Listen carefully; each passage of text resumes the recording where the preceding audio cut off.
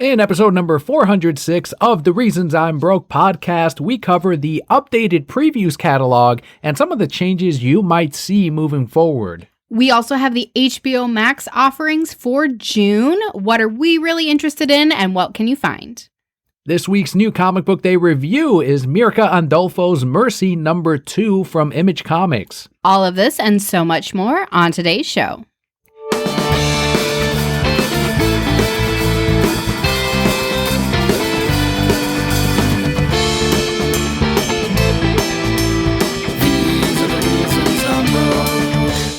Hello and welcome to your award-winning The Reasons I'm Broke podcast, bringing you the reasons we're broke every single week, ranging from comics, movies, TV, video games, and more. I am HBO Max Daniel.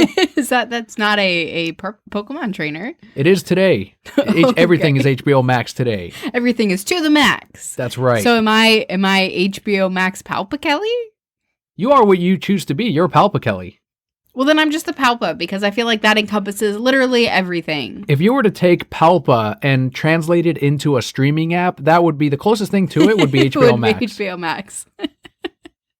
To anyone new to the podcast, the way we format the show is first we go through some news. We head into our Patreon shoutouts of the week, which are our thank yous to everyone who make today's show possible. We head into our comic book highlight and review. And finally, we end it with the Brokehead Block, which is what Palpa, Kelly, and I have been doing this week.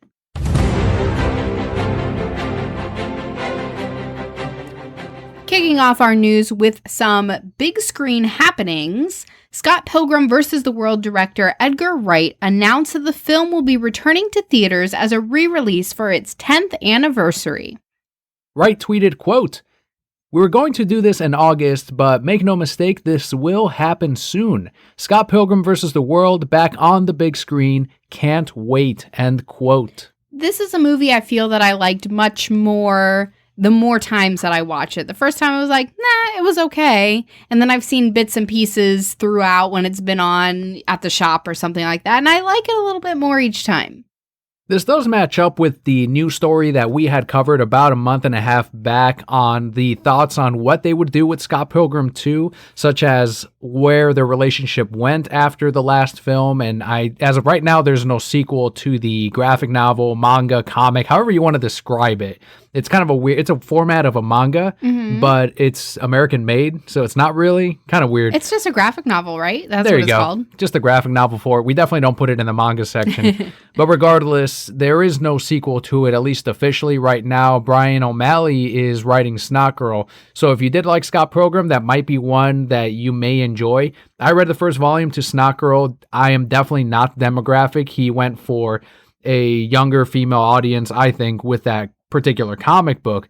But regardless, if this director is excited for this, bringing this back on the big screen, at least for its anniversary, then maybe this may lead to a sequel that might even be as good or a little bit different than the first one.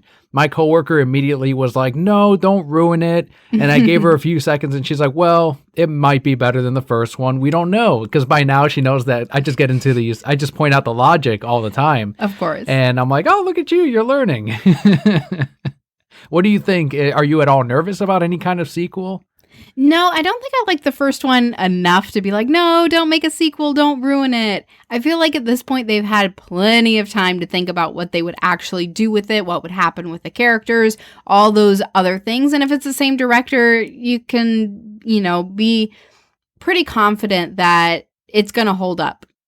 Right now it is on Netflix, and I would recommend checking it out, even if you haven't read the original graphic novel. I think they're very different, even from the video game. I think the video game is closer to the graphic novel than the film, but they all still share roughly the same story. And we did enjoy the video game and the film itself. I haven't read the graphic novel from beginning to end, so I can't speak on that end. But if you haven't watched it, I think it is worth at least seeing once. I think it's pretty smart that they're putting this back in theaters also, because I remember a ton of people really, really liked this movie. And especially if you're bringing it back on the heels of everything reopening, people are going to be like, yeah, I just want to get out of this house. I remember liking that movie. Let's go see it, because there's nothing else new. You can release this pretty easily. And here's how you trick the MCU sheep into watching this. Did you know that there's several MCU actors in this before when they were up and coming? We have to go see it. Go support them, MCU. She boost up Netflix or go out and watch this when it's back on there. You got Captain America. He's in the movie. Who was he? He's the one that skateboards. He's the actor that's trying to win the Oscar. Oh, okay. There's also what the internet is referring to her now as Captain Karen. No longer Captain Marvel. No longer Ms. Marvel, it is Captain Karen. Captain Karen. Especially after that haircut. So she's in there. And then on the DC side, you have Huntress as well. There were some pretty big names, and I feel they look completely different now than they did in that movie. But definitely something to check out if you haven't seen it before. Like Dan said, it's on Netflix. Pull it right up after you watch Tiger King for the 4th time. That kind of blew over quick, didn't it? It did, and I'm so sad. I still have that jacket hanging in my closet. I'm ready to throw it on and go somewhere. Do you think the Tiger King would be good at keeping dinosaurs, velociraptors, T-Rexes? Oh my God, you just started something. Somebody make this into a movie. We need this to happen. And we have, so I would like to see that documentary or that film, even like if he ever gets out of jail or if they want to kind of do an adaptation. He would just be breeding raptors. They're like, Tiger King, this isn't safe. Well, we might see that movie in the future of Jurassic World. Definitely not, but nice try. Because according to Jurassic World series producer Frank Marshall, Jurassic World Dominion is not the closing movie to the franchise. He said this quote after an effusive no when asked by Collider if Jurassic World 3 was being envisioned as an endpoint. He said, quote, "It's the start of a new era. The dinosaurs are now on the mainland amongst us, and they will be for quite some time, I hope."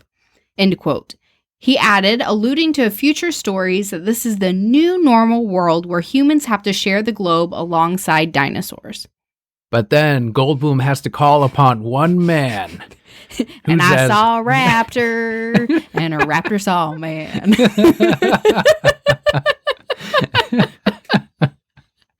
Life finds a way.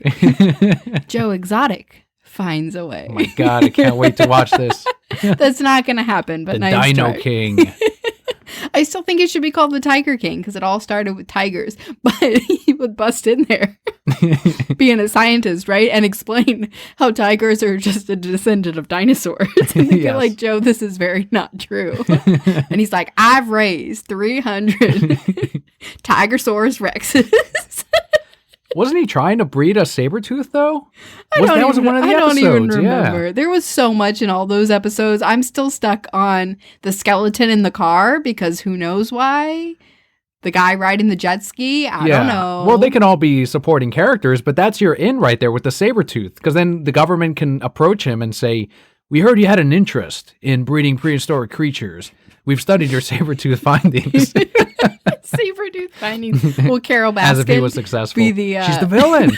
And she gets the T-Rex has to get her at the end. Can we find her room of all the murdered victims at the end of it? Now it's like a creepy mystery. Yeah, it's gotta be. And that's when the T-Rex busts in and we're like, Carol, what the fuck? She never fed her husband to the tiger. She fed him to a raptor. Whoa. She's been in on this whole program the whole time. Does she have like a raptor army? I'll take it. I'll watch that shit. Or does she have a mutated saber-tooth army? That could be too. Wasn't there something unnatural? Wasn't there like some other big cat back then? We need to do some research. We're going to present this as the third movie. There's something here. I think there's really something here. There's not. The last couple minutes contradict that, Kelly. There's definitely something here. The writers are listening to this. They're like, oh shit, that's better than what we had. Take notes. Make it happen. I would like for Matthew McConaughey to play the Joe Exotic character. Yes. But he's got to be like Bill Wilde or something. Well, if he ends up winning an Oscar, he has to, much like For Tommy his role Wiseau. as Bill Wilde. Whatever. Like, he's got to bring on Joe Exotic on stage, unlike, was it James Franco, who wouldn't bring on Tommy Wiseau on stage? Oh, I forgot about that movie. It was so good. Right. We need to correct it in a way through Joe Exotic. Can we put Tommy Wiseau in this movie? He could be a character. Who could he be? I want him to play Carol Baskin. He would be a good anyone. I didn't kill my husband, huh? You're lying. I did not kill him. I did not. You're tearing me apart, Joe. It would be perfect. Jurassic World Dominion is set to release June 2021. We'll see if there's any further pushes based on the COVID-19 pandemic. I have such high hopes for this movie now, and I know it's not going to be what I feel in my heart. We created a way better movie than what this is going to end up being. I am excited, though, legitimately, that I didn't like the last one at all. I think it was a huge step down from the first Jurassic World, which I think we both enjoyed pretty well. But hopefully, I mean, you could only go up after that last one, I think. I didn't really enjoy it. You say that, but we've just created... What was better than the T-Rex that they made? We've created one of those with this movie. I don't remember what that thing was called. I don't know, Ultrasaurus or something. Yeah. Rando. Fighting him on the roof and shit. Lame. That thing would have collapsed with all of them. Whatever. It doesn't matter. Whatever. Just let it go. Let's talk about, we mentioned some of the MCU fans. Here's some cause for concern here. 3 children in Bolivia, aged 8, 10, and 12, were released from the hospital after all 3 got a black widow spider to bite them in an attempt to turn into Spider-Man. The Bolivian government has shared this story countrywide as a reminder to children that movies are not reality.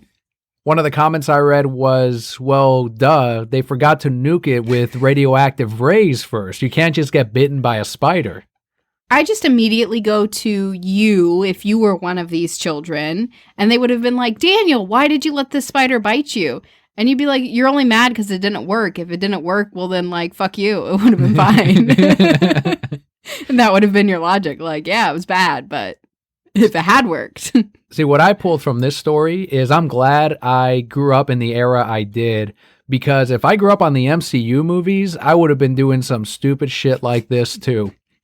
This goes to show you, don't raise your kids on these MCU Spider-Man films. Oh, is that what it is? Yeah, that's that's my message to the Bolivian government and the Bolivian people and the rest of the world. See, I'm expanding it to everyone. Now, let me ask you, and maybe you'll change your tune. Did they see the MCU Spider-Man, or did they see Into the Spider-Verse? You'd have to ask the port. They're still recovering. Uh-huh. And which one do you think melted their minds more into a negative? Not Into the Spider-Verse. I'm just saying that one looks a lot like a Black Widow that bites him in that one. I didn't see the MCU one, so I don't even know. I don't know why did you receive a paycheck from Disney? I don't know why you're defending the MCU Spider Tony Stark Jr. all of a sudden. I'm just trying to point out the logic, the flaw in your logic, as you do with You're just bringing up questions. That's all you're doing. I'm just trying to help you think, Dan. I'm glad they're okay. Spiders are probably my biggest fear. Spiders and roaches and locusts. But Dad caught a locust for Leo, this morning? Really? It was on the back porch, and Dad's like holding it up, and Leo's like looking at it, and it's like, whoa, and thought it was the greatest thing ever. I was terrified. I closed the door. I was like, y'all have fun. Well, then Leo's ball rolled under the couch later, and I had to go find it. So I'm shining a flashlight down there, and there's a dead locust under the couch. And I was like, oh, fuck. Like, I was done. I was like, your ball's lost forever, kid. Those things are terrifying, and they're everywhere. Everywhere in Florida, especially, there's roads during breeding season, and you just see those fucking... I try to avoid them still. Like, I know you don't like them, but it's kind of like when I see frogs during the rain, I just try to avoid any of those things. That's different. Frogs are valuable to society. I don't know. I feel bad. Like, the way my mind works is I'm like, well, if I wasn't driving through here, this creature wouldn't have to die. And not like now this thing has to die because my ass has to drive to fucking work or to get coffee or whatever. And so if I had left 10 seconds earlier or later, this thing wouldn't have to not exist anymore. But they're super invasive species. Are they really? Yeah, they eat crops like crazy. Are they invasive, though? Yeah. I'm saying they are, so you'll run them over. They terrify me. They're so scary with their little buggy eyes. But they're cute when they're babies.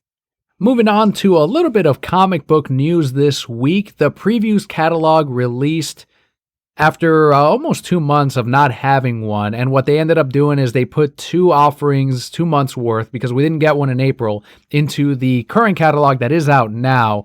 And there was a bit of a format change to it. So any of you that are subscribed to the previews catalog, or if it's something you normally pick up, first off, anyone unfamiliar, that's how comic shops do their ordering. That's how we look at, all right, these comics are coming out in 2 to 3 months. Here's our numbers that we're going to put in. And then we do final order cutoffs like a month before the actual issue releases. I love the catalog. You've described it as like a Sears catalog a little Sears bit. Christmas catalog. But or for comic Toys R books, Us yeah. Christmas catalog. Mm. And it's got Funko Pops, t-shirts, statues, everything in there. And I love the thing. And Marvel and DC used to have their own separately from them, and retailers could purchase those additionally if they wanted extras outside of the regular previews catalog. Well, Marvel's has now merged into the big catalog, which is a great change in my opinion, because there were some times where we'd get shortages of those things, and then suddenly people wouldn't have a previews with Marvel in it, and that hurts everyone, right? But now that it's a part of the catalog, great, it's all in there, it makes it easy. DC decided, now they decided we're going to be the Marvel in 2020 now. This is how we're going to act as a publisher. Not only did they not include themselves into the previews catalog, they don't even have a separate one anymore. They went fully digital via a thing called DC Connect, and it's essentially the same thing that they used to have, but now it's only available online. It is only digital, and I think that's a huge mistake for the company and for DC Comics, because how many people are not going to bother with the digital version, or two, not know about a lot of these comics that normally when you're flipping through the catalog, you're like, oh shit, Batman 3 Jokers. Yeah, I did want to read that. I don't understand the logic behind it. Maybe it's because I'm not working for AT&T, whatever, DC Comics, but I'm really disappointed in this move. And I've been emailing the link to subscribers that ask for it, and I do mention it to them when I'm selling in the previews catalog, but this is going to hurt their sales. They're going to see that in the next year. And it's also going to hurt comic book shops because they're not going to be moving as many books as they normally would. I definitely see both sides to this. You know, on the one hand, yes, it's more difficult for you to get the word out, and a lot of subscribers really rely on that catalog to know everything that's coming out, right? And that's a huge chunk. You show me the book and it's got 2 months and it's so skinny. Yeah. Like, so little. And a lot of that is books being delayed. I get that part too. But even still, without that portion from DC, it is, of course, going to be a little bit smaller. But I also see it from their point, too. Like, they lost a lot of money during this time, right? That's probably a way you can recoup a little bit of it by not having to print that extra catalog to get out.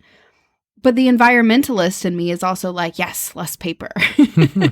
and I get it. And I see all points. And I'm not enough of an environmentalist that I'm like, no, comics shouldn't exist. Like, yes, print those. That's awesome. A lot of people collect them. It's not like it's going out and just, being regular waste. But I bet a lot of people throw away their previews catalogs at the end of it, or at least that insert from DC. See, there's a lot of suspicion on this being a move to not benefit Diamond, and that DC is trying to actually hurt that distributor the most because now they have these separate deals.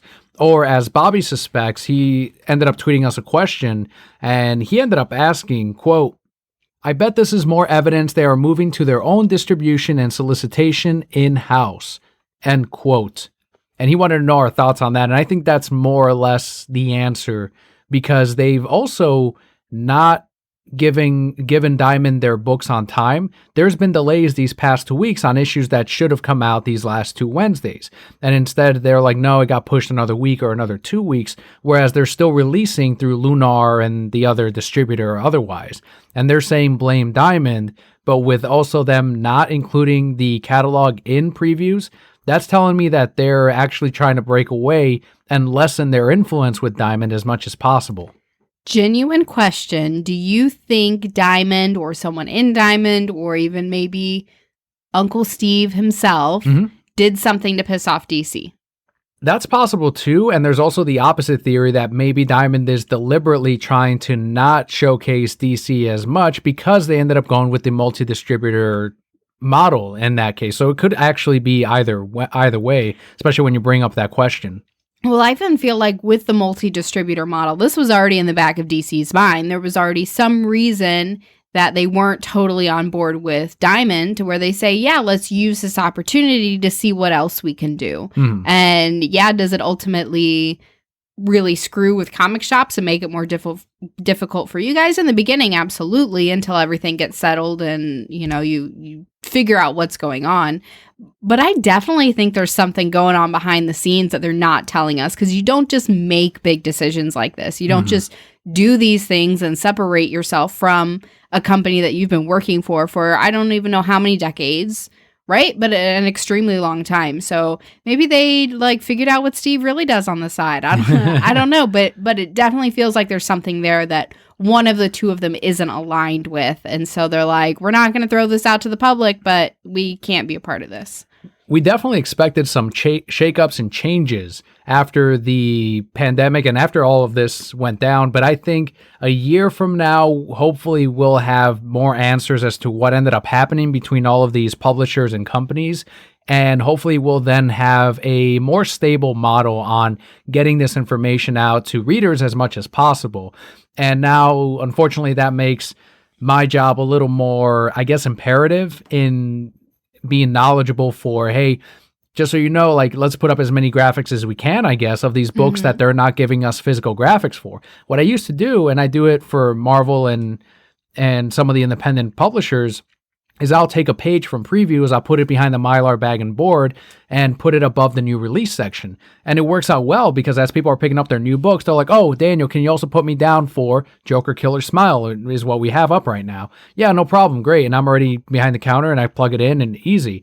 And it's like, I can't do that anymore with the DC catalog. So I'll continue focusing on the indie books and Marvel, but now Facebook, Instagram become that much more important in trying to promote these books. And I know some comic shops out there are saying, well, fuck DC then. We're going to focus on the publishers that actually want to be in the catalog.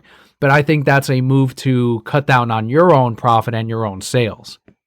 Definitely. We mentioned it several times throughout this whole pandemic. Like you said, things are going to get shaken up. Companies are going to have to decide, okay, we need to evolve, we need to change, we need to move forward. I really hope that they have a great end goal in place with all this that they're doing. But yeah, it's really going to put it on you to also evolve and to change and to find a way to get that information to your customers. But that's what makes you a good salesperson. If I succeed at it, I don't know. We'll find out, I guess. You will.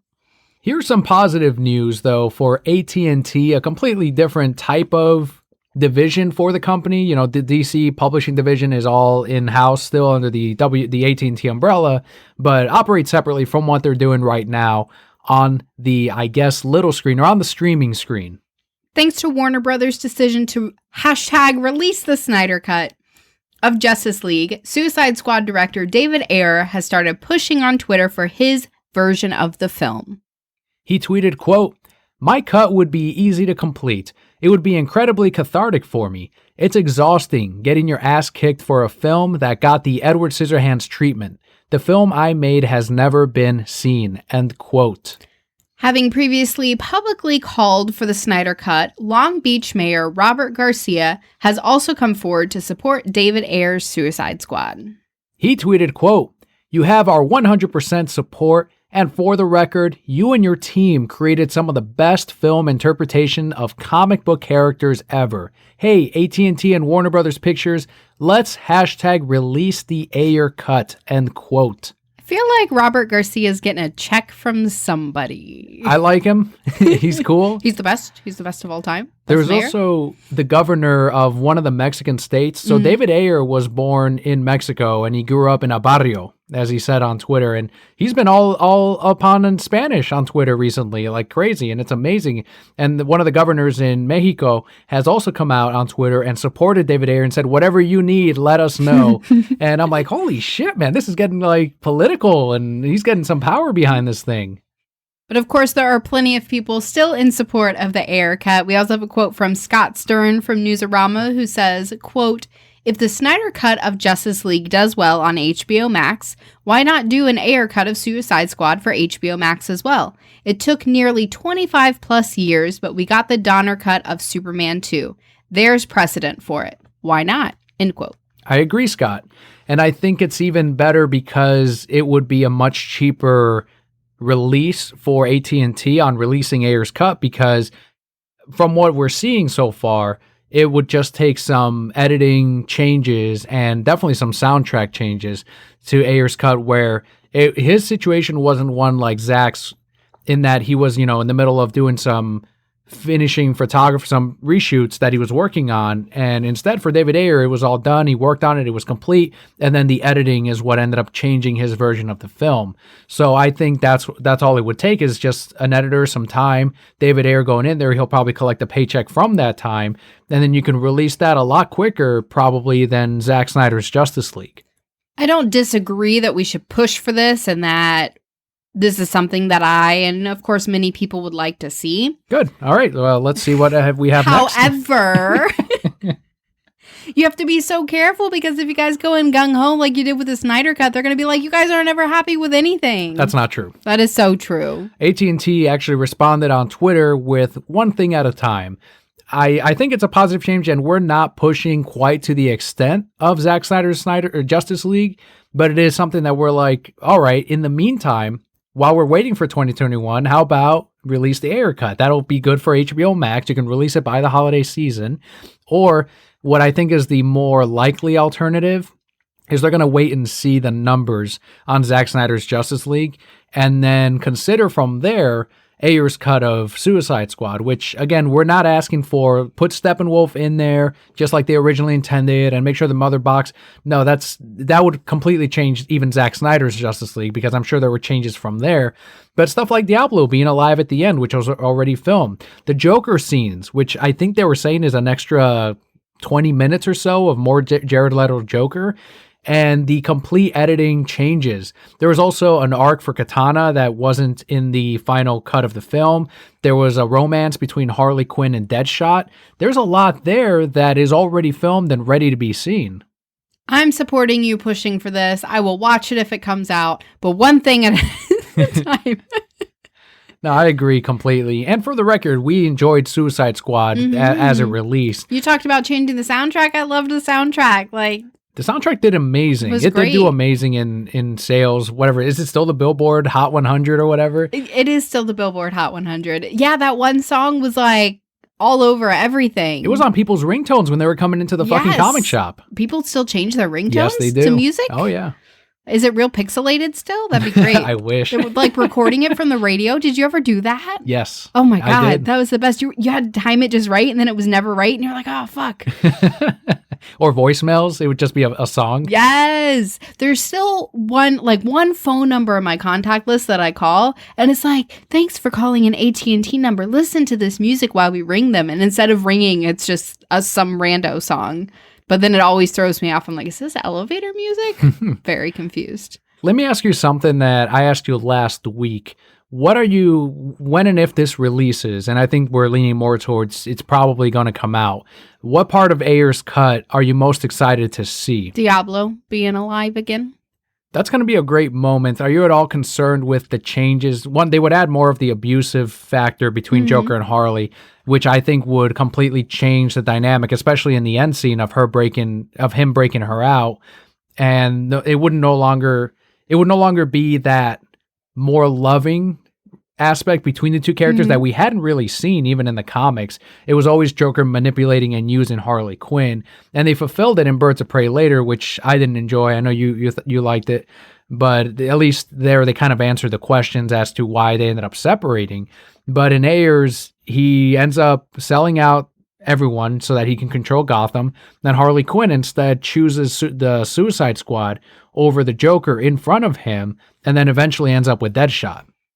I'm not too concerned about that. I think that I still really enjoyed what they put forth in Suicide Squad. I think I saw that movie 4 or 5 times in theaters. I really, really enjoyed it. And I like those moments between Harley and Joker. But I always knew deep in my soul that wasn't really what I had come to know from their relationship. And Harley, who she's evolved into now, is very much like, no, I don't need the Joker. And so I think it would be cool to see that realization for her where she's like, I was so obsessive about this, but there's a whole life to be lived outside of the Joker and outside of that manipulation with my friends, and I can be strong. And yeah, that would be really cool to see. And it's probably the one movie where the sequel will not affect the first one for me. There you go. What are your thoughts on did you see the thing about Wonder Woman's cut scene where she's bringing in Slipknot? I think I saw it briefly that there was a moment when he was coming in, but I didn't catch that it was with Wonder Woman. This is the first time I had learned about it, and I guess it was an older tweet, and I must have missed it, but it's resurfaced again because of released the Ayer Cut. We saw the Flash bringing in Captain Boomerang, and then we had Batfleck taking down Deadshot in a much longer scene. But apparently there was one of Wonder Woman as well, bringing in Slipknot, who is the first one to get his head fucking blown. Of course. I think that would have been awesome as well to see. And I think that, I don't know how complete that one is, but the actor who played Slipknot said that, that's one that they never showed in the final cut of the film. That's interesting that they wouldn't have. So it does make me question how complete it actually was and how much of it they were like, this was our idea. Let's film some of it, but it's not have any kind of finishing with it. So yeah, it'd be really cool to see. Just throw Cyborg in there while we're at it. More coming out of the DCEU, maybe, depending on what project he signs on for. While no new standalone Superman film has been announced, Deadline is reporting that Henry Cavill is currently in talks to reprise his role as the Man of Steel. Deadline is speculating that he may appear fighting against Black Adam in Shazam 2 or in Aquaman 2. And that's once again just pure speculation. It could end up being another Superman film. Who knows? But Cavill recently made a surprise appearance on Zack Snyder's Man of Steel Vero commentary video. This was infamously the one right before they announced, like minutes before that, after that, they announced Zack Snyder's Justice League on HBO Max. I think the fact that he came out in support of Zack Snyder finally on Vero tells us that it may instead hopefully be a Zack Snyder project that they're trying to bring him on for. He obviously didn't appear in Shazam in that post-credit scene. So maybe this is his way of, maybe he was just waiting to see if there were some renegotiations to try to get paid, or he legitimately wanted to work with Zack again. I really hope that's the case. I know we talked several times about how he wasn't quite as supportive as some of the other actors for Snyder's vision. And I hope that has changed and that he really stands behind that work and is on board and excited to potentially do something different. I would love to see a Man of Steel 2. I think that would be great. I know you talk about the first one and how much you enjoy it pretty frequently. Pipe dreams, right? Maybe it's Justice League 2. Yeah, that's the other thing that people are kind of hoping for, right? There's that release the Snyderverse now kind of moving along, and I know there's been some confusion as to what that means, but it is kind of that pipe dream of, well, maybe if Zack does more than just Zack Snyder's Justice League, that we can at least see the end of this 5-film arc that he had planned in some form. That would be absolutely amazing. I feel like after getting the Snyder Cut released and confirmed, there's nothing that we can't hope for and see. Pretty amazing what we can accomplish, right? Absolutely. And of course, Zack Snyder's Justice League will be releasing on HBO Max sometime next year, but there's many more things that are releasing on HBO Max in June 2020. That's right, these are our HBO Max June 2020 highlights. Just like we normally do with Netflix once a month, we're going to try to do this moving forward, where as long as there's a good spot to find the releases and HBO gets it out there, where we can kind of give you the highlights of everything releasing to HBO Max, especially now that we 100% are following through on our promise and backing and thanking AT&T and HBO Max for giving us Zack Snyder's Justice League. So here we have our highlights, so things that Kelli and I kind of have seen or can talk about, but for a full list, you can subscribe for HBO Max. Yeah, there and you go. Look at it there. Absolutely. So first one on this one has Liam Neeson in it. It is Clash of the Titans 2020. I haven't seen it. He was on the trailer, and I wanted to see it because of that. It was an odd period, though, and I didn't make it to theaters back in 2010. Yeah, I had to look this one up when I saw it on the list because I felt like it was something I had really wanted to see, but I could not remember anything about it. So even just looking through, there were some really big names. You got Liam Neeson, who's playing Son of Zeus. I think I saw Ralph Fiennes as Hades. Nice. And I was like, oh man, yeah, this sounds fucking great. So we're definitely going to have to check that one out. Did I say 2020? You did say 2020. And then I said 2010. And then you said 2010. We also have Doubt from 2008, starring Philip Seymour Hoffman. And also Meryl has Viola Streep. Davis, and Yeah, they were all in that. This was a really great movie, too. It leaves you thinking at the end, right? A lot of speculation. You can take it whichever way you want to. Like, did he? Didn't he? We all know he did. I don't think James Gunn likes this movie. Probably not. I think he avoids it. I think it gives him a lot of doubt. Next one on this list is my favorite movie of all time. It is The Fountain. That's amazing that it's on this. I didn't think it would ever stream anywhere. Right? Isn't that crazy? You're like, I love HBO Max. Like, the numbers are going to be low on The Fountain. I will tell yeah. them right now, but I am fucking happy that is anyone that has HBO Max now, you should watch The Fountain. It has Hugh Jackman. It's my favorite Hugh Jackman film. It has Rachel Weisz. And it was done on a lower budget than initially done. Darren Aronofsky directed it. Best known for probably Black Swan or The Wrestler. Pie as well. But definitely watch The Fountain. And then ask Daniel to explain it. Or watch it 3 times. It'll take some time to kind of understand exactly. Especially once you know, all right, this is what the story is about.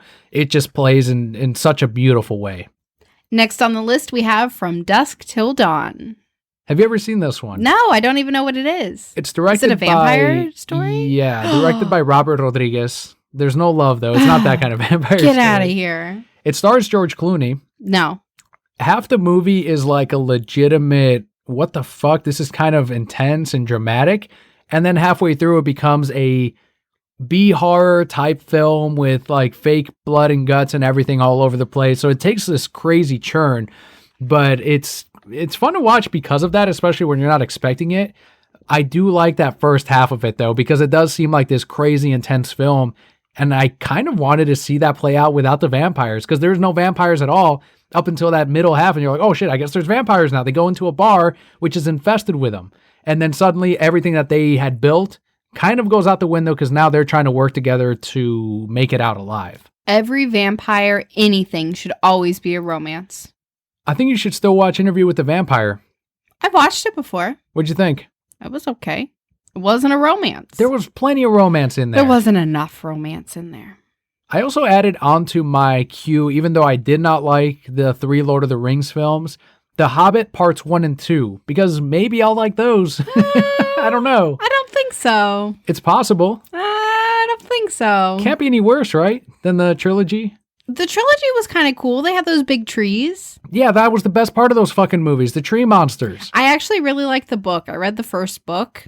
And there was this cool character named Tom Bombadil, and they didn't include him in the movies. Did I ever tell you about Tom Bombadil? Was he a tree monster? He was not. I don't he's care. This let me tell you about him. He's this rando dude, right? And he just runs around and sings and like helps him with something. I don't know, but he's naked the whole time. I don't know. That's how my 6th grade mind remember, right? And he was so cool. And I was like, Tom Bombadil is my favorite character. And then he wasn't in the movie. Yeah, I mean, for obvious reasons. Tom Bombadick. He served like no purpose in the book as far as I can remember. So somebody, the Lord of the Rings fans, can be like, no, Kelly, this is what Tom Bombadil was. He probably wasn't even naked, but that's how I remember. We also have a Superman film on here. It is The Iron Giant. Holy shit, what a good film. Such a good movie.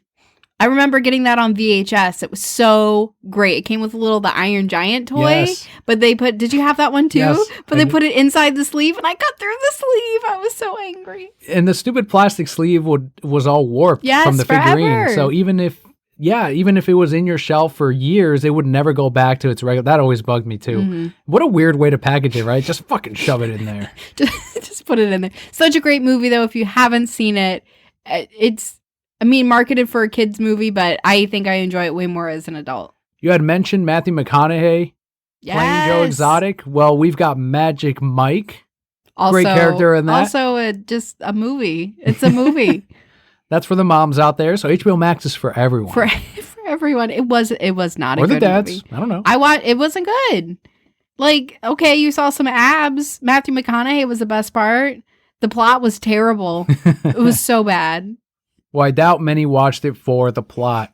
We also have The Neverending Story Parts 1 and 2. I have not seen either of these. I definitely watched them as a kid. The big white Appa looking thing? Yes. And he's it's like, a dragon. Rah, rah, and he's scary. I don't know. He was not cool looking. The special effects were awesome, and especially when they were I remember like the sphinxes, I think, or like the big Egyptian looking birds, and they fire the lasers at Atreyu. As a kid, like that all looked real to me. And I think even now they would stand pretty well because you didn't have green screen.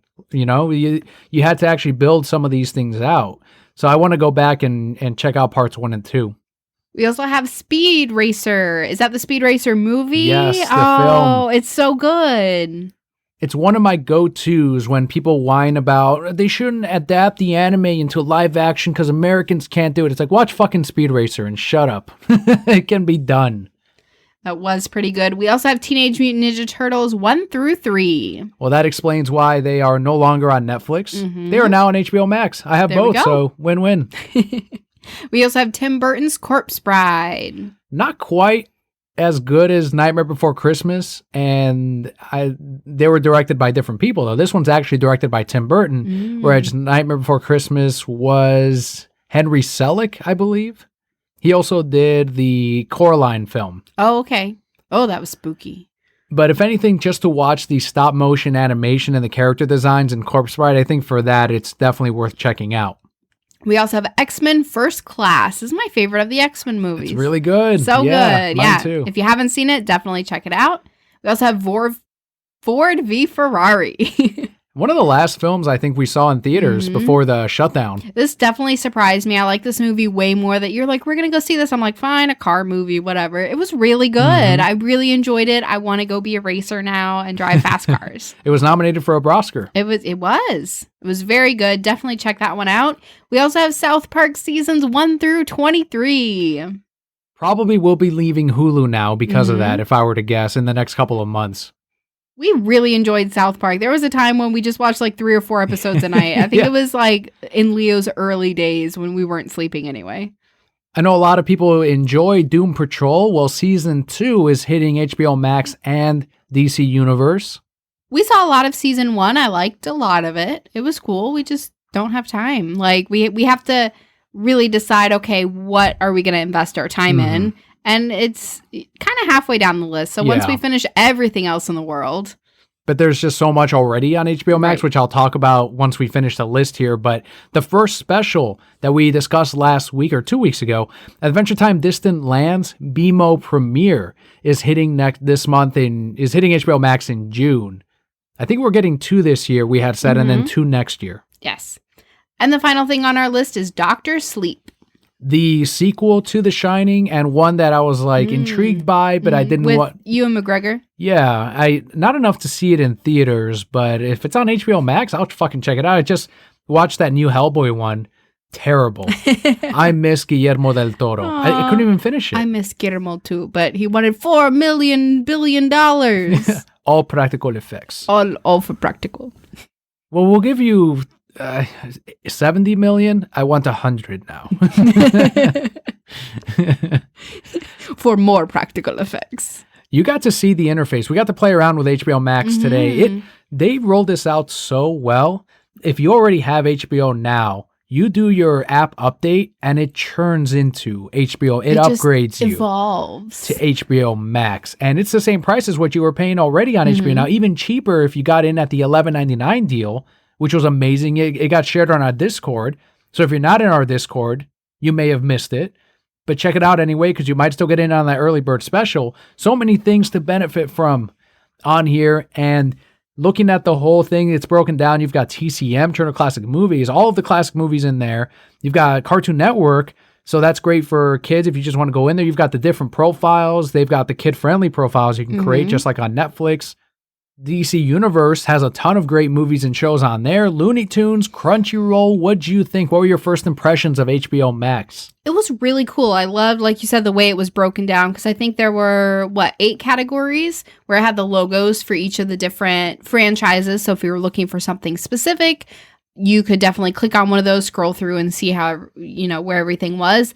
I really like they had Sesame Street on there. They had Elmo, which Leo has never seen, but he watched like a little commercial for it and he was laughing. So I was like, all right, well, we're on Sesame Street and Elmo now. So that's something great that's easy to pull up for him. That's different than Diego. I can't do any more Diego. And Blaze, the car. I don't know. I got to move on. Yeah, everything eventually we're like, that's enough of that. Enough. But, it's been a while since we've seen Moana, and I feel like I need to play that again.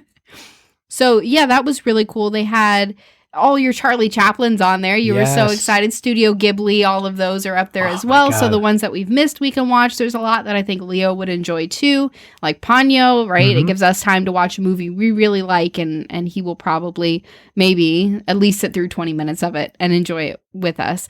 I did like, you talked about Turner Classic Movies. I have to watch one of those for school, and I'm like, yeah, no, I don't have to pay to rent this. Casablanca? Yeah, I have to watch Casablanca and write a film analysis about romance in movies. You're like, needs more vampires. That'll be my whole essay. There weren't enough vampires, but if there were more, this is how it would play out. This guy could have been one, though. That's your analysis on your breakdown on the evidence on, well, I think you only see him at night. He was definitely a vampire. In fact, the whole movie looks like it's night. Kelli, it's in black and white. Nah, it's night the whole time. I was really excited about that Studio Ghibli portion. They're calling that the new home of Studio Ghibli. That's awesome. So they've got that contract for those films. And I think about half of those we have not seen, simply for the fact that they're not easily obtainable. You have to try to get them via disc, I guess, or you can, I guess, try to stream it or own it digitally. But now on HBO Max, they're all there on their own proper channel. And there's a lot on there that I do want to rewatch, and even some that I already own, like As the Wind Rises, which was excellent. I cried during that one. And some of the older films, I can't wait to see in full high definition. Definitely a really great service. If you can get in on that early bird, awesome. I definitely feel like there's more in the streaming service definitely more than Hulu. We don't use Hulu that often. I guess we don't watch TV that's on all the time anyway. And even more so than Netflix. Like sometimes we'll look through and find things like Tiger King, but for the most part, if you're going to sit down and say, what are some great movies, great films that we want to watch, and some really nostalgic TV shows, this is definitely awesome. I will say, talking about Elmo, right, and how Leo enjoyed it. Elmo had a special that we watched tonight where he was social distancing. So he did video calls with all his friends. It was so cool. I was like, oh my God, this is brilliant. But he did Topical, Elmo. Look at you. He did video calls with different celebrities. And in every single call, they're talking about like, okay, you have to social distance, right? We have to wash our hands. They did head, shoulders, knees, and toes with Anne Hathaway. And, you get to the part where it's like eyes, ears, mouth, and nose. And she's like, right, but we can't touch our face, so we're just going to point. And Elmo's like, yeah. Then Elmo's dad was there. And I was like, his dad's kind of a hippie. Don't like his dad. Is he a hippie or a hipster? Both. Okay. Kind of. He had like real long hair and he's like, yeah, Elmo, dude. He probably didn't even call him dude. But Leo really loved Leo really loved Cookie Monster, and he kept coming on there and he's like, I'm gonna teach you how to bake something, Elmo. And he's like, first you take this cookie dough and then and he eats it. And they're like, you ate it. And Leo's like, I can show you how to bake something too. Why do you have to make it perverted? No, he's high. Oh, his dad. You made it perverted in your mind. I'm still on the vampire romance. Apparently. If he really wanted to make it current, a month ago, he could have called Joe Exotic in prison and still done the social distancing thing. How are you, Joe? I'm broke as shit. They fucking put me in here, Elmo. I need you to get that Carol Baskin. Well, we should be nice to our friends. Bitch ain't my friend. It's an amazing, amazing service. I'm still enjoying, even though there's something, you got to dig a little bit sometimes on Netflix to find some really, really good stuff. There's still some great offerings there, but coupled with HBO Max, I don't need Hulu at this point. HBO Max and Netflix are the perfect, all right, I have what I need. And DC Universe for the DC animated cartoons, and I don't know if they're eventually going to merge them all onto HBO Max. I know Justice League is going to be on HBO Max eventually, but you still have Batman the Animated Series and the rest of the Timverse on DC Universe. So those three services, me as a DC fan, I need the three. But if you're just looking for good programming, if you're in, let's say you're an adult especially, HBO Max has those offerings for people our age and older. Turner Classic Movies is incredible. True Detective, I'm going to recommend the first season with he keeps coming up. Matthew McConaughey is in there, and Carnage himself, Woody Harrelson. Amazing first season. I haven't seen season 2. I heard they weren't very good, 2 and 3, but I will eventually check them out just so I can have my own opinion on it. We started watching Watchmen. Watchmen has been great. Yeah, we didn't really talk about that, but we finished episode 2 or 3 at this point. What are your initial thoughts on it and how it compares to the book and the films? Or rather, film. I don't know if you really count the special like documentary thing they did as a film, but I am really enjoying this. I don't feel like, except for mentioning the characters, I don't feel like it really connects at all or feels like it's in the same world. I know this is supposed to take place farther in the future, and I feel like they did that just so they could spend less money on it, because everything is very, this is what we have right now, right? You got regular telephones, you got regular looking buildings. You know, they do still have a little bit of special effects with the Owlmobile or whatever that the police use, right? That fly. But they've set it up extremely well, and leaving a lot of questions that haven't been answered yet that, will eventually get answered at some point. So yeah, I'm definitely enjoying it. It's intense, but it's like a good intense, not too much, enough where I'm like, okay, I'm ready to watch the next episode. Like, what's going to happen next? The main character that we're following, and I don't even know her name, but she's such a badass. And I was like, yep, want to be her when I grow up. Want to be kicking ass and rolling around and like taking gunshot wounds to the stomach. I don't know. Yeah, I don't think we know anyone's name, any of the original characters at least yet. And I think it's because we've only seen a couple episodes, and they don't really say their name a whole lot. Yeah, I don't know. I'm really invested in the plot though. And you mentioned, it doesn't specifically scream Watchmen, I guess, and it's very different than Zack Snyder's film also, but it is a good story and it's a good show. And now I get what people say when they're like, I haven't seen Watchmen, I haven't read the book, but I love the show. And people that have done both, and they're like, and I love the show. So that goes to show that the quality of what they built here, at least from these people that have finished the season already, makes the show stand on its own, right, without needing to have seen or read the original works. Yeah. So like you mentioned, it does feel very disconnected. We do see a little bit of Dr. Manhattan. He's mentioned a few times. He's just off doing his thing. We do get Ozymandias being weird. It's a different Ozymandias for sure. Just being weird and crazy and loony. And then, of course, the Rorschach masks of this uprising, but not actually Rorschach, or anyone who is actively portraying Rorschach at this time. So you do get those mentions, but yeah, again, if you haven't seen the original, you're just like, oh, okay, this is what these things are. This is this crazy old man. You don't really need that background to be able to enjoy it. Since we're talking about Watchmen, we forgot to mention this on the Man of Steel Vero commentary for Zach. He said that he wanted to hide an Easter egg at one point where when they're in the control room with the government and they're all talking about Superman and everything, he wanted to put Dr. Manhattan, because there's the footage of Mars like on there, like a little blue glow, like they're actually watching or keeping an eye on Manhattan as well on there.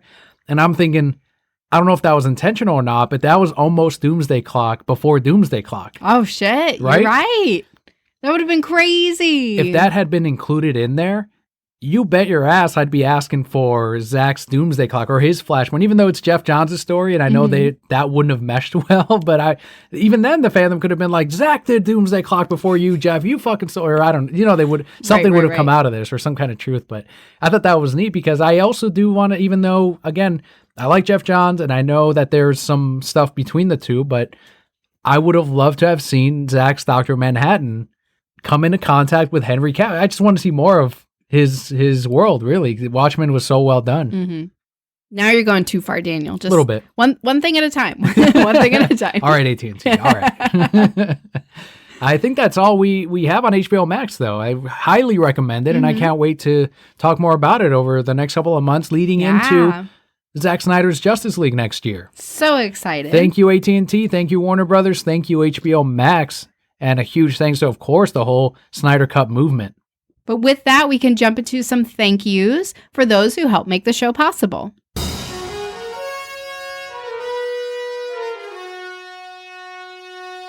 First Patreon shout out this week goes out to Shane M on Twitter at S_Miller_27.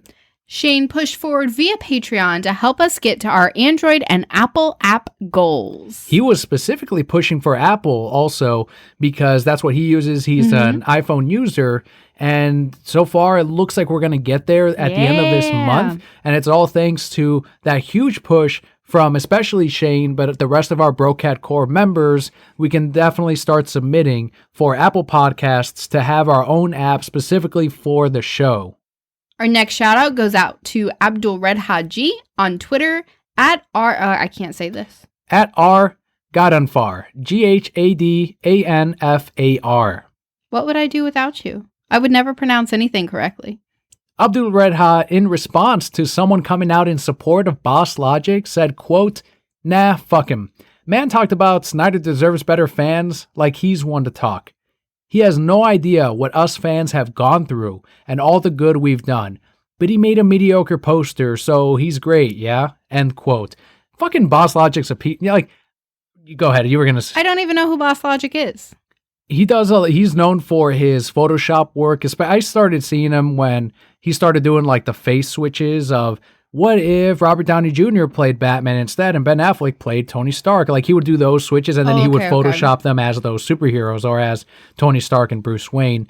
And a lot of that shit came up. Or anytime someone's like, hey, Leonardo DiCaprio's rumored to be playing Joker in the Martin Scorsese film. Then he would quickly Photoshop up Leonardo DiCaprio as the Joker. And he's good at Photoshop, but that's what he's known for. And now he recently did a Captain Marvel variant for Marvel using his Photoshop skills and all that. But he, like Abdul Redha said, he spoke negatively about the fandom, about Zack Snyder. And all of a sudden now, because it's convenient to him, he's putting up these black suit Superman Photoshops of Henry Cavill, and he was doing that before. Whenever big news would come out of the Snyder Cut, he'd come out like, "Oh yeah, look, here's Darkseid," and it's like, "Fuck you, man!" You're like, he's just clinging on to, like, we know his true thoughts because of the way he spoke about us, of course, and clearly he's trying to capitalize on the huge win that the movement got, and not people like him. Yeah, fuck him. Next shout out goes out to Nick G on Instagram at SW Outer Rim Empire.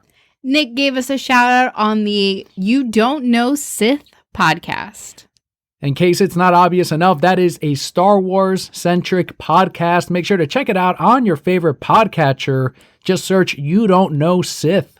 It makes sense that Kelli would get a shout out. That's right. On a Star Wars podcast. So thank you. I appreciate it. And he does also cover some Marvel and DC news on there. So it's not just Star Wars, but it is mainly Star Wars. And our final shout out this week goes out to Jimmy. Thank you so much, Jimmy. If you have an Instagram or a Twitter or a website that you want to promote, just let Kelli and I know. But once again, thank you so much, Jimmy, Nick G, Abdul Redha, and Shane M for your Patreon support. If you too would like your shout out every single month, for as little as $1 a month, equals out to about 25 cents an episode, head on over to patreon.com/thereasonsimBroke. Every week, you will also get the episode early ahead of Apple Podcasts, Stitcher, or any other public podcatcher. You get your own personal RSS feed that you can plug in, only need to do it once, onto your podcatcher, and every week you get it early as soon as I upload it. But of course, our podcast will always be free. Best thing you can do is let your friends know about us. Spread the word, spread the Palpa message, and help other people find our show as well. We also want to thank Jost this week from KingdomT-shirt.com because he's the one who produces and ships out the decals that go out at the $5 reward tier. And now it is the moment that so many of you enjoy and you have not been able to experience for a long time. I mean, we had one last week, but it was still, I feel like it's just going to take a while to catch up. So they're like, yeah, here it is. But this is our comic book highlight.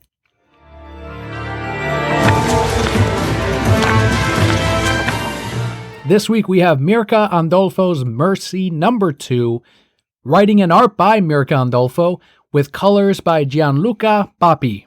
That's a great colorist name. You like that one? Yeah, I do. I feel like he's working with Steve Geppi, though. Yeah, kind of similar sounding, right? Steve and Gianluca. There you go. They're going to go to the docks. We don't like that DC. What'd you think of this second issue from Mirka? I don't know if I remember reading the first one. And so I feel like I was really lost going into this one because we have the protagonist, I guess, the main woman, the main focus. Looks like that's who we're following. Right, that we're following. And she is this creature, and I don't really know what she is. I'm kind of starting to pick it up, but as a whole, it kind of felt like there was a lot being thrown into this one at once. And so having not had that background of the first one, kind of felt like I was struggling to catch up, and I had to pause a few times, particularly that page when everybody's getting the letters. The way that it was outlined, it felt like that was all one person jumping between different moments in time or in space or something like that. So I had to go back and read a little bit. I think the concept is pretty interesting and would like to see where it goes, and especially what happens with this little kid and what this little kid is doing. But it was just pretty confusing in parts that I didn't flow through it as easily as I would have liked. I don't remember if you read the first issue or if we reviewed it on the podcast. I don't think we did, but that orphan was the focus in the first issue for the most part, where she loses her mom, who she remembers looking exactly like the character that we're following here in the second issue. So that's where that connection is coming here. And I think they are probably related because her demonness or whatever, the disease that's in her, it kind of stops when she calls her mom. So there's that connection between the two characters that I think is going to kind of blossom as we continue throughout all of this. It's kind of like a medieval or Victorian era horror comic book, but I think there's enough interest there between the orphan and the character we're following that is holding my attention. And I love Mirka Andolfo's artwork. I got a Poison Ivy commission from her about 3 or 4 years ago, and I'm sure it's even harder now at this point, but it's one of those things where she's, I think, from Italy, so she doesn't often make it to the US, and I got lucky with C2E2. But in this case, and I don't know if that's one of the reasons why maybe it didn't outline as well for you, but this is all translated into English. So it's originally not built around the English language, which could be a barrier in the way that they translate it and the way that the word bubbles are used. And you can almost tell sometimes that, all right, this might have played differently in a different language. And I don't know if it's because I know already that it's just, that it's a translated comic, but I can see where that confusion might come about.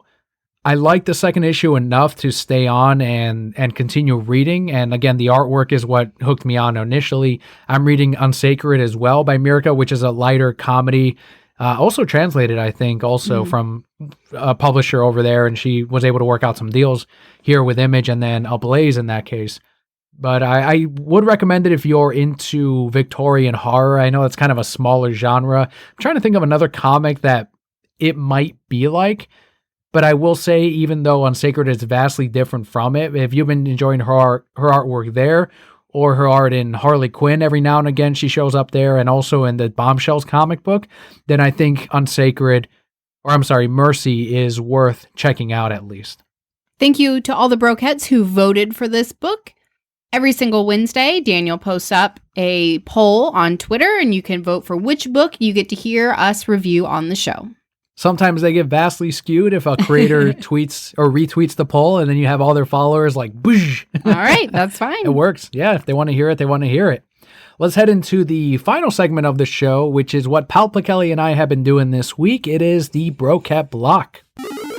Do you want to kick it off? What have you been up to? Sure. I think this is the first new comic book day in months that had all publishers having a release. So Marvel is still doing an every other week release, but this week landed on their first kickoff week. Their biggest book, I think, was Venom number 25. It was also their most pricey one out of them, but it was just a popular issue this week. And it was packed as hell in the comic shop.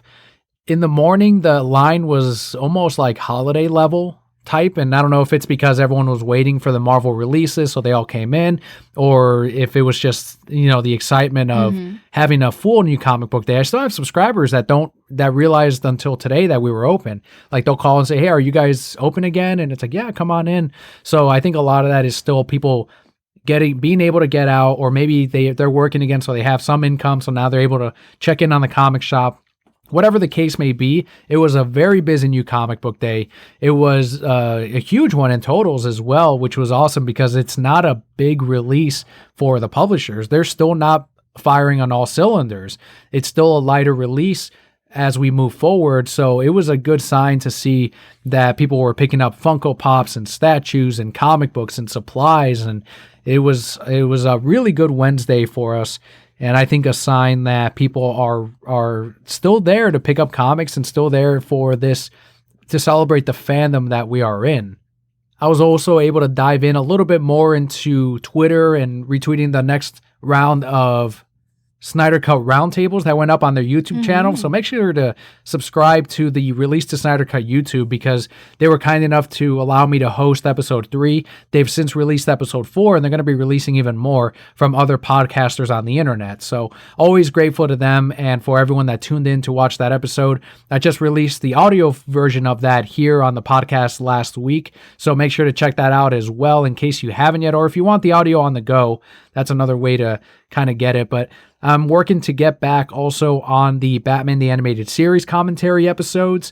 So that's one that kind of had to take a pause while I worked on the roundtables and on some other projects with work especially. So that's always been an extra thing that we produce and put out there, was the commentary.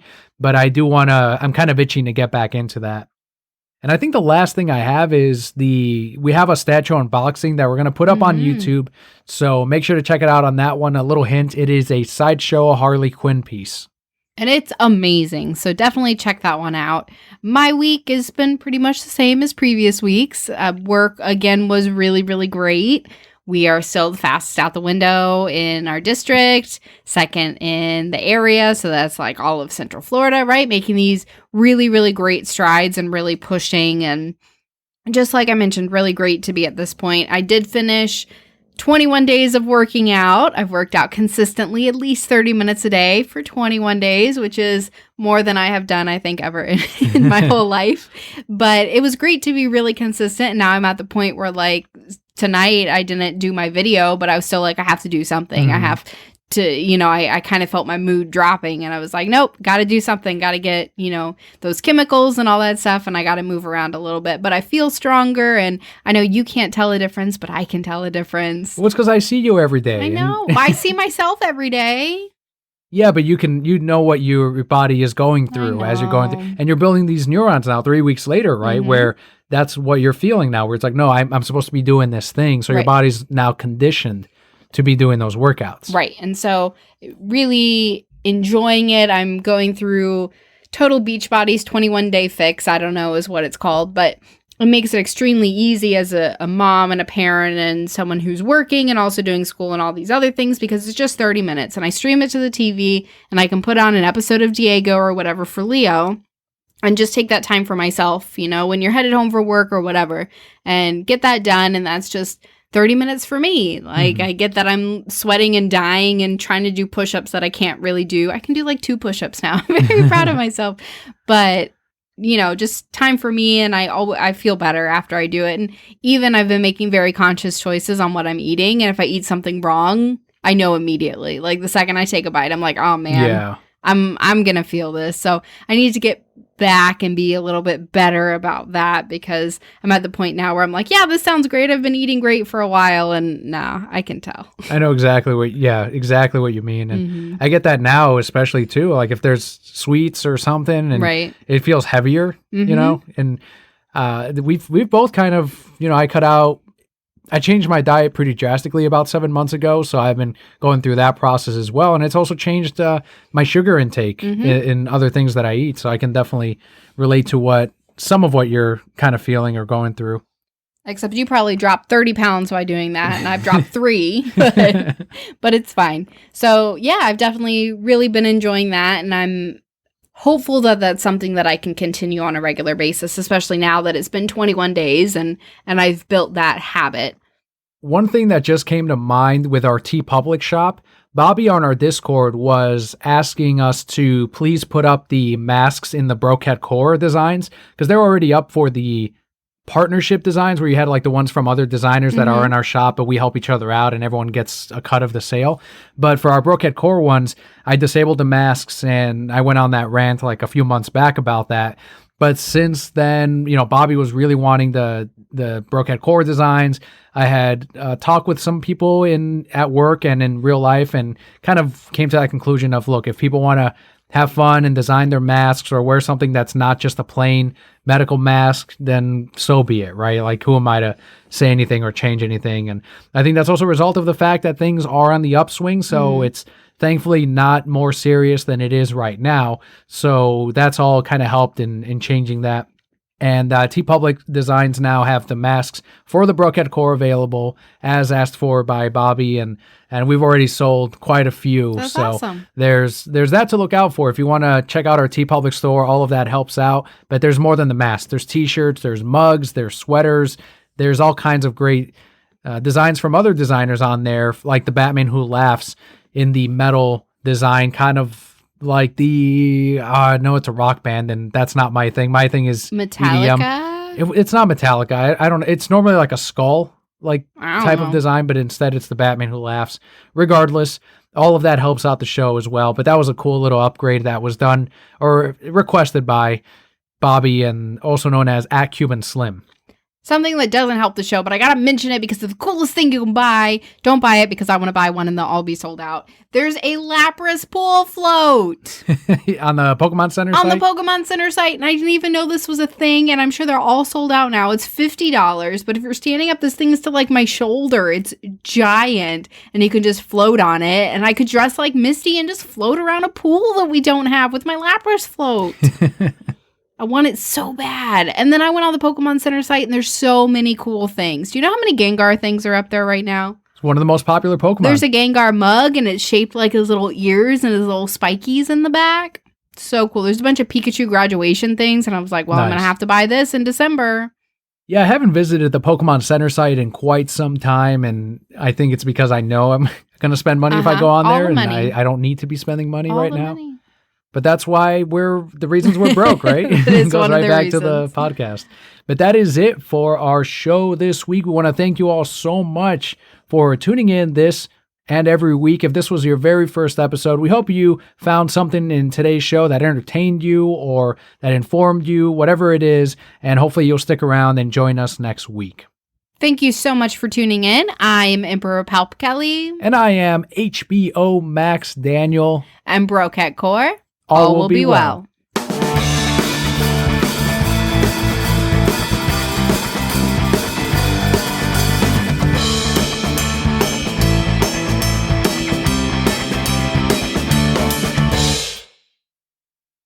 Did you know, Palpa Kelli, that the HBO Max streaming service HBO Max app streams even better than leading streaming competitors such as Netflix and even Apple? I didn't. I'm so glad that I know this information now.